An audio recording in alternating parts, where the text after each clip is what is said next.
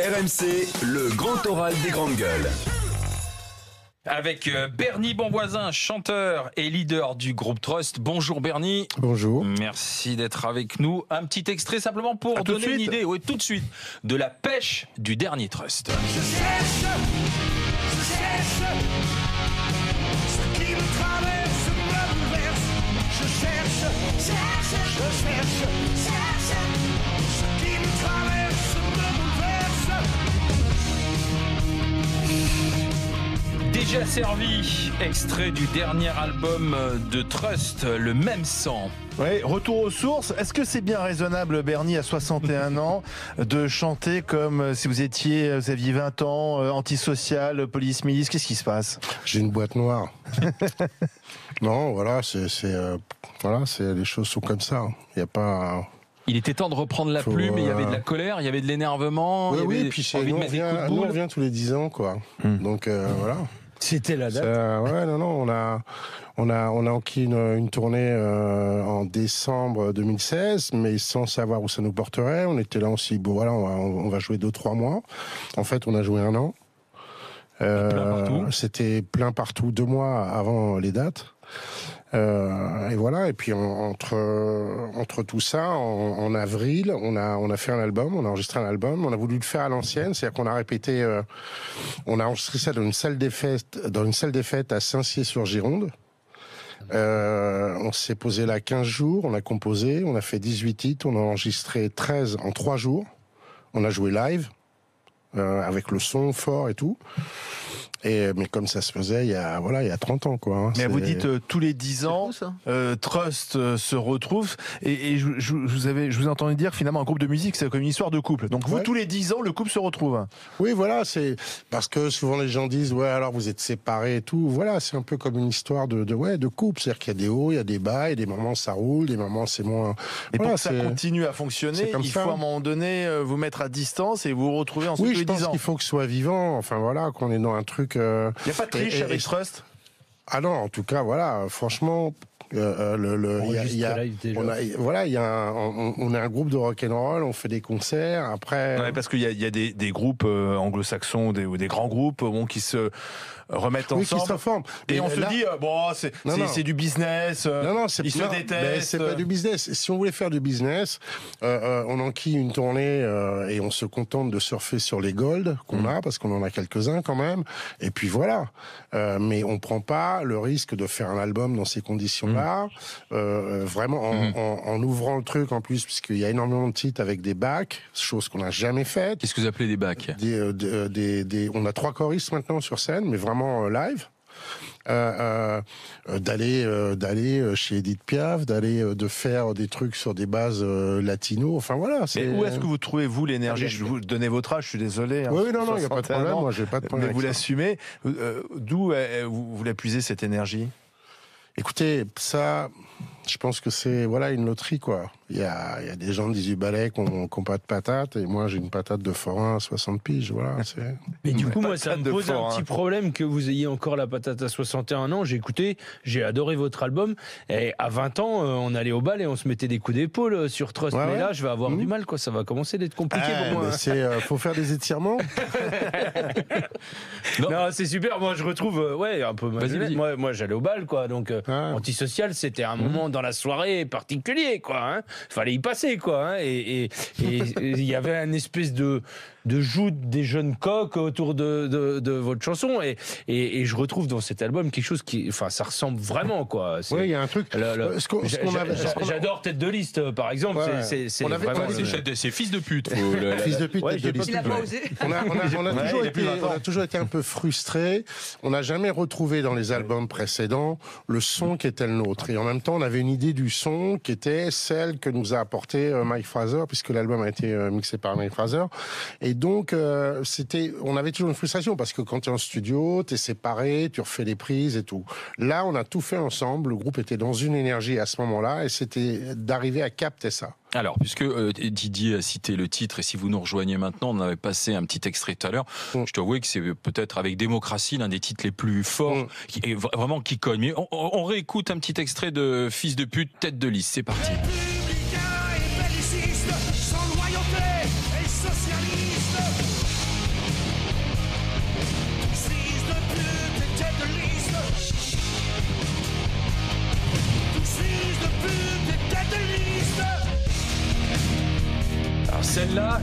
une grande salle. Alors là, celle-là, elle va faire bouger les têtes et vous risquez de faire reprendre la foule. Mais tout à l'heure, je disais... On pourrait vous reprocher quand même sur celle-là une légère démagogie. Non. Parce que taper sur le politique, c'est facile aujourd'hui. Non, c'est pas taper sur le politique. C'est voilà, c'est tout. Les choses sont comme ça. Moi, je me contente d'observer. C'est ce que je dis dans Déjà Servi. Moi, je suis traversé par des choses. Après, ma sensibilité, elle va sur ces choses ou non. Quoi. Mais vous rejetez tout le monde ? Non, c'est pas rejeter tout le monde. C'est juste un constat, quoi. On est devenu un pays médiocre qui a plus de face. Et donc, voilà, on a la culture qu'on mérite. On a les gouvernants qu'on mérite. Un pays médiocre. Ouais, un pays médiocre. Ah ouais. Ouais, bien sûr. Ouais. Pourtant, on essaie de continuer à s'imaginer un grand pays. Voilà, pourquoi médiocre ? Qu'est-ce qui vous déplaît dans ce pays ? Je sais pas, moi. Moi, il y a un truc qui me rend fou ces jours-ci, c'est ce qui se passe à Ifrin, quoi. On laisse crever les Kurdes. Ce sont les seuls qui se sont tapés contre Daesh depuis 7 ans. Et aujourd'hui, il y a des mecs de Daesh qui marchent avec les Turcs.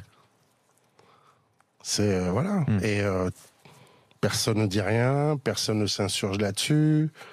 Tout le monde a voulu justement la coalition se taper contre Daesh, et c'est le poison du siècle, c'est le cancer du siècle. Mais finalement, bon, c'est comme l'autre, il garde tous les réfugiés, puisque le deal aujourd'hui, c'est de donner de l'oseille à ces gens-là. Moi, je suis allé à la frontière syrienne, j'ai fait un documentaire là-dessus, et j'ai vu les comportements des ONG, tout ça, quoi. Le deal aujourd'hui, c'est de filer de l'oseille au gouvernement pour que les mecs gèrent les problèmes et que ces gens-là ne viennent plus chez nous. Quitte à sacrifier les Kurdes. Donc je dirais que les gens qui nous gouvernent, pour revenir à la chanson, franchement, la plupart ont été opérés de la honte, et c'est pas le courage qui les caractérise en premier, quoi. Voilà. Parce que c'est pas, on va vous répondre, c'est pas si simple. On va pas aller envahir la Turquie pour régler le problème kurde. Quand ça arrange notre sauce.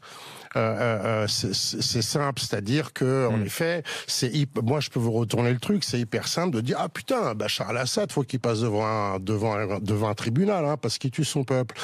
Mais quand on voit les lascars qui disent ça, et franchement, je suis pas un soutien de Bachar al-Assad, mais quand on voit les lascars qui disent ça, il y a de quoi rire, quoi. Franchement, personne parle du roi Salman qui balance du phosphore sur les hôpitaux au Yémen, sur les gamins et tout ça, quoi, parce que l'Arabie Saoudite, ce qu'elle fait au Yémen, c'est ce que font les Turcs en ce moment à Ifrin, quoi. Mais tout le monde ferme sa gueule parce qu'ils viennent ici, ils achètent des Boeing, ils achètent des Airbus, et ils ont de l'oseille. On a une indignation sélective. On a une indignation à géométrie variable. Voilà. Et ça, je trouve ça détestable. En quelque sorte instrumentalisé, c'est-à-dire qu'on nous dit à quel moment il faut s'indigner et à quel moment il faut surtout pas regarder ce qui se passe. Oui, et puis après, c'est la sauce de chacun. Si les gens acceptent d'aller là-dedans, très bien. Moi, ça me saoule. Ouais, c'est d'ailleurs Démocratie, l'un des titres de l'album. Vous l'écrivez DEMOCRA2S IE, petit extrait. Mais la démocratie aujourd'hui... Certains mots m'assassinent. En démocratie, certains mots m'assassinent. Qu'est-ce que vous lui reprochez à la démocratie avec les 2 S comme assassin, justement, C'est assassin? devenu une marque de vaseline, la démocratie. Une marque de vaseline. Ouais, une marque de vaseline. Vraiment. C'est un concept qu'on vend. Moi, je pense que la problématique aujourd'hui, on n'est pas en guerre. Quand un président de la République dit le pays est en guerre, c'est hyper grave de dire ça. C'est pour moi d'abord un aveu d'impuissance. Donc ça permet de rassurer la masse et rien d'autre. Moi, j'ai plutôt la sensation, mais ça, ce n'est que mon point de vue, qu'on est dans un on est dans un conflit de valeurs à des cultures. Et qu'à partir du moment quand on va dans ces pays-là, comme en Irak par exemple, quand nos valeurs, c'est de rentrer à 3h du matin chez les gens en défonçant les portes, en sortant les pères de famille dans les cours, en leur mettant des cagoules sur la tête devant les gamins de 10 ans, quand on leur montre que nos valeurs, c'est celle-là, c'est normal que ces gens-là, ils nous chient dessus, quoi. C'est... voilà.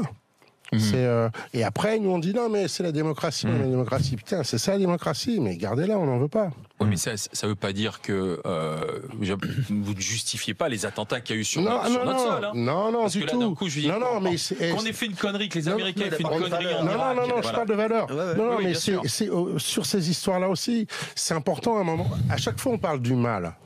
Quand vous allez chez le médecin, bon, il dit voilà, ok, vous avez mal ici. Mais le mec, il va vous expliquer la cause du mal. Nous, la cause du mal, on ne l'aborde jamais. Jamais. Alors qu'en fait, c'est par ça qu'il faut commencer. Faut peut-être se poser les bonnes questions, mais les bonnes questions, faut avoir un peu de balls pour se les poser, quoi. Dans l'album, moi j'ai senti quand même comme un appel avec ni Dieu ni maître à dire merde, réveillons-nous, soulevons-nous, mettons des coups de pied là où il faut. Quand même, il y a une espèce d'appel révolutionnaire comme le rouge, le fond de l'album. Très souvent, je dis que c'est tous les soirs, quand je quitte la scène, je demande aux gens de rester en colère. Et quand je dis en colère, c'est pas en colère tout cassé, c'est d'essayer le plus possible d'être vigilant. Voilà, d'être vigilant, parce que c'est important d'avoir une empathie dans le sens où j'estime qu'il est important de comprendre ce qui se passe ailleurs. Peut-être ça peut nous aider à comprendre ce qui se passe chez nous. Ah bah justement, ni Dieu ni maître, s'il vous plaît. L'humanité, ils se prétendent les propres pères, ils flattent nos flancs. De damnés à consommer les raisons de leur guerre. Ils parviennent à leur fin dans nos décombres, viennent se caler. Que traîne le vieux monde dans les bras des putains. Ni Dieu, ni César, ni tribun. Bernie Bonvoisin, Trust, un album franchement il y a bien un album grande gueule, c'est bien celui-là. Bernie Bonvoisin dans le grand oral des GG pour parler de Trust, parler de la société. Suite du grand oral dans un instant.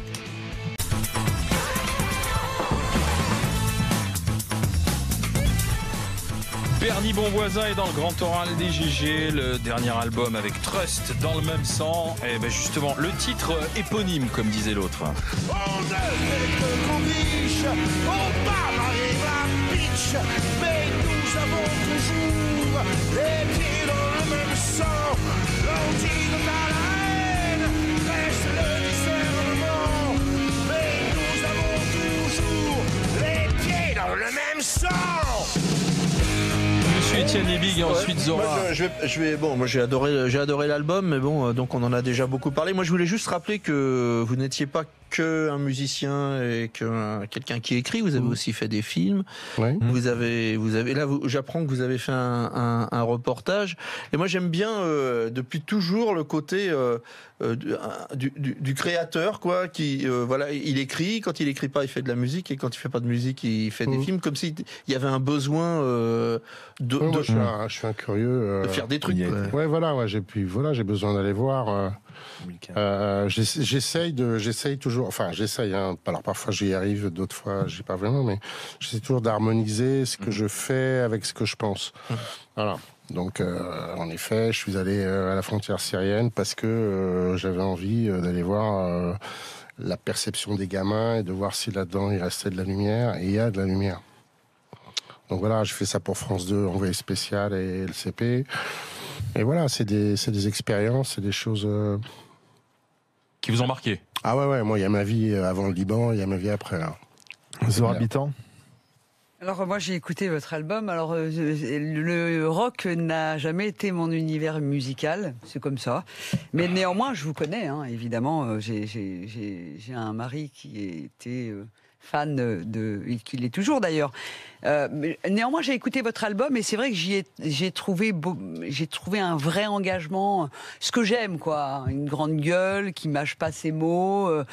Avec un langage cru qui est pas toujours bienvenu, mais voilà, j'ai bien aimé votre engagement. Voilà, c'est courageux de venir sur scène et de continuer tant de temps après, finalement de dire plein de choses sur l'état de notre société. On est d'accord ou pas, mais n'empêche que vous les dites. Courageux, voilà. C'est une forme de courage. C'est très courageux, moi je trouve. Non, moi j'ai une vie tout à fait normale. Oui, mais Donc vous êtes libre. J'ai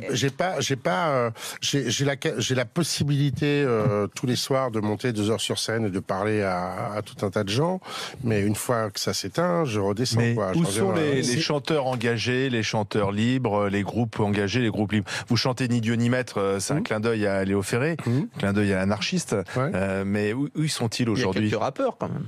Bah, ils sont. Je pense qu'aujourd'hui, enfin ça, ce n'est que mon point de vue. Hein, il y a déjà beaucoup plus de produits que d'artistes. Donc les gens sont là avant tout. J'ai la sensation pour être connus ou faire de l'oseille, voire les deux. Et après, l'aspect musical, tout ça, c'est quelque chose. Est-ce que c'est pas aussi le travers de ces émissions de télé, des karaokés géants ou des radiocrochets télévisés, où on cherche surtout des interprètes, mais on ne juge pas ce qu'ils pourraient raconter. On cherche pas d'auteurs, on cherche pas peut-être des gens qui ont des choses à dire. Ça, c'est les vraies choses. Dans la reprise qu'on a faite de Piaf, je m'en fous pas mal.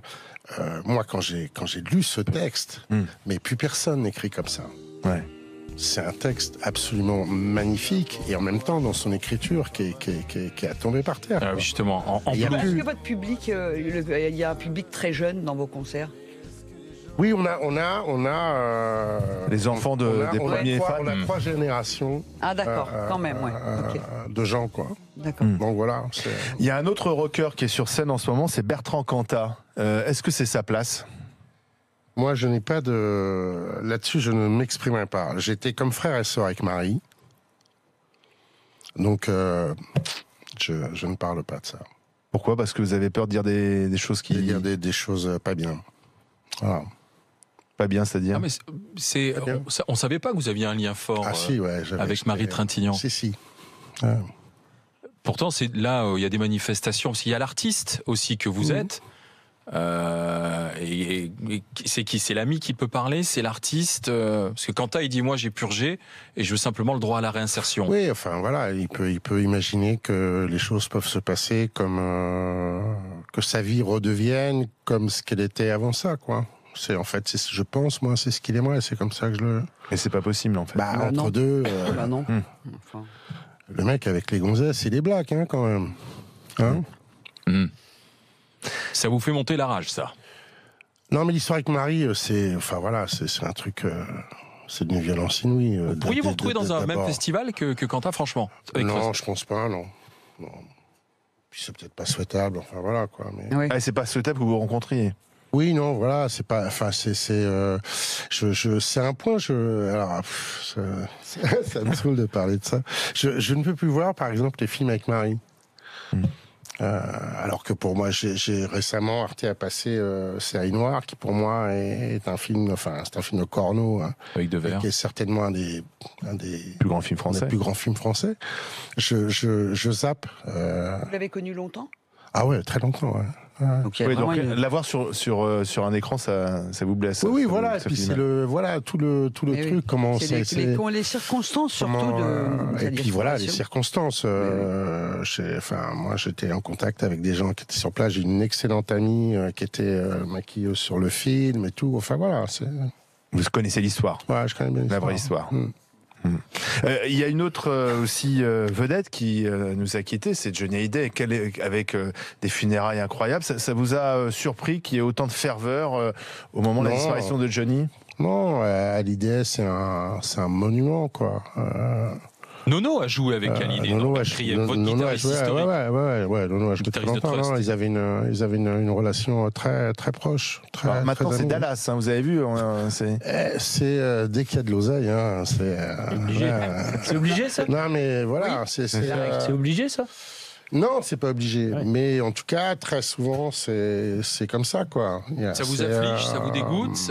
Comment vous réagissez en voyant les uns les autres c'est-à-dire que parler publiquement? Quand les choses... et là j'aborderai même pas les réseaux sociaux, parce que ça, c'est une poubelle qui est vraiment à part. Mais le simple fait que ces choses-là soient amenées sur la place publique comme ça, et que les gens aient à nettoyer leur truc comme ça, il y a un côté à la fois pathétique Et en même temps, c'est assez vrai, il y a des gens qui disent que, mais en même temps, tout le monde connaissait la vie de Johnny parce que, constamment, les journaux, machin. Alors c'est vrai, il y a de ça aussi. C'est un livre ouvert, hein, quand même. C'est un livre ouvert. La saga Hallyday, lui-même, il a fait c'est clair, vivre sa vie. Ces gens ont surfé là-dessus et tout. Ouais. Mais voilà, oui, quoi, c'est franchement... Vous le connaissiez, Johnny, ou pas? Ouais, juste privilège. J'ai eu l'immense honneur de ce qui m'invite à chanter live sur scène avec lui, à Nanterre en plus, dans ma ville. Donc non, moi, on a eu un... Vous avez pris une caisse avec lui aussi, non? Oui, mais vous voyez ça, moi, le jour où ça est passé, on m'a appelé pour faire une ou deux télé, des radios, j'ai refusé tout. Parce que j'ai vu plein d'artistes parler d'eux. À travers ça. Parler de lui, et franchement, je voyais pas l'intérêt. Donc, à un moment, j'ai appelé l'attaché de presse. J'ai dit, écoutez, moi, j'ai pas la nécessité de parler de moi, quoi. Donc, ce que j'ai partagé avec lui, ça vous regarde tous les deux. C'est ma sauce. Mais pourquoi aller sur un plateau de télé parler de ça? Et moi, et quand il m'a dit que moi, franchement, voilà. Mais ça veut dire aujourd'hui que non, mais moi, j'avais du respect avec lui en tant qu'être vivant, en tant que bonhomme, et donc voilà, j'avais envie, j'ai envie de continuer à le respecter comme ça et pas aller me... Alors, envoyer, revenons à l'album. Dans cet album, une chanson avec un parti politique qui est au cœur des textes, c'est le FN ou FNHAINE. La haine est une blonde qui surfe sur la vague marine. La haine est une blonde qui surfe sur la vague marine. La haine est une blonde qui surfe sur la vague marine.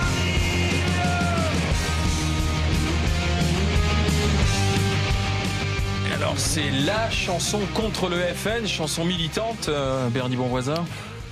Oui, en fait, ce titre, on l'a fait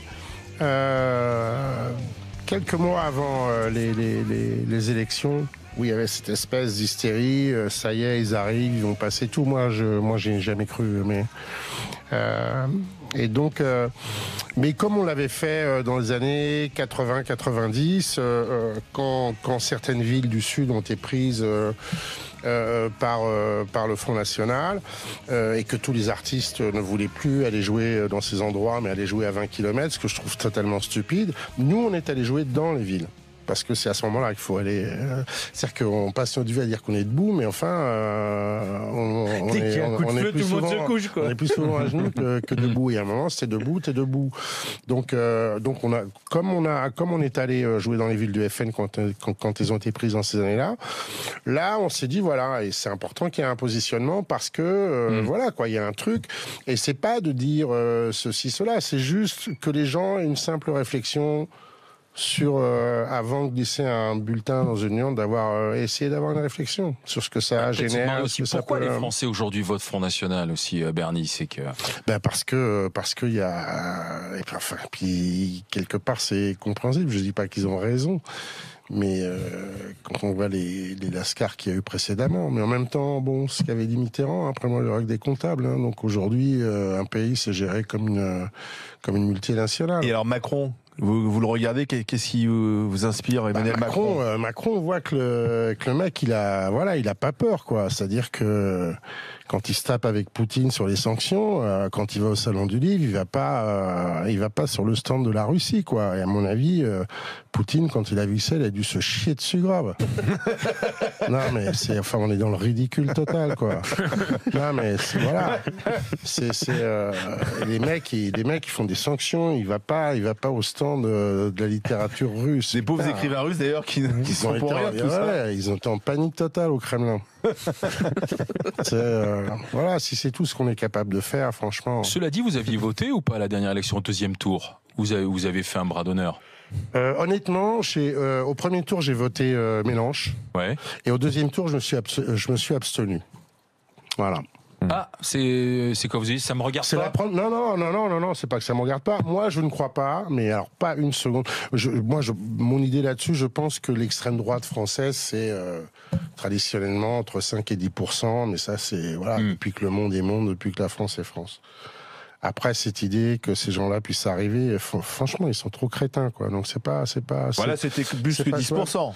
Oui, mais ouais. Le Front National, c'est 30 plus que crétin. C'est 34% second tour, quand même. 34% second tour. Ouais, mais c'est souvent un vote de sanction. Je veux dire, on a vu dans les élections précédentes qu'à chaque fois, quand c'est des régionales ou quand c'est où les types disent ça y est, ils vont avoir une région, 2 régions, 3 régions, puis finalement au deuxième tour, ils ont coaché et voilà quoi.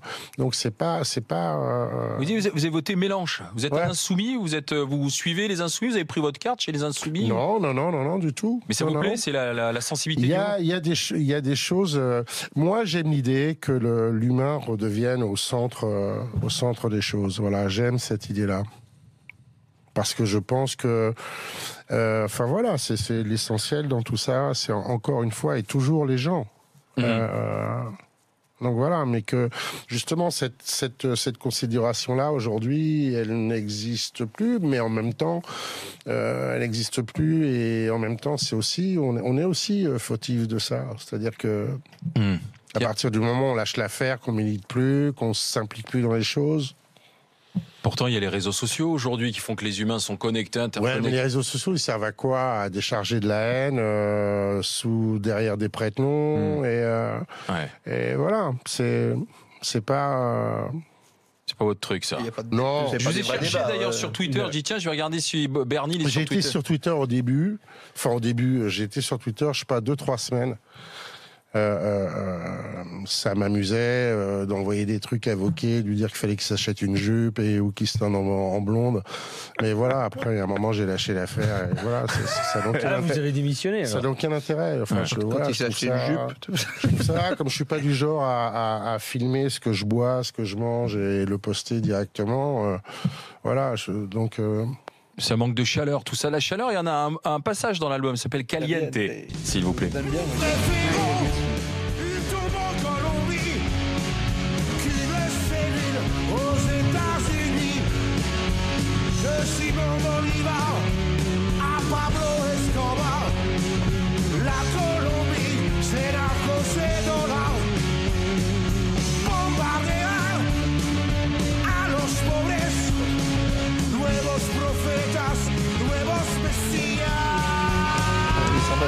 T'as bien aimé oui, parce que je trouve que quand t'écoutes l'album comme ça, à un moment il y a 2 ruptures quoi. Il y a la Piaf et puis il y a celui-là qui fait rupture avec le reste. Et je trouve que un album il doit se penser aussi sur la longueur et ces ruptures-là elles sont vraiment les bienvenues quoi. La balade, c'était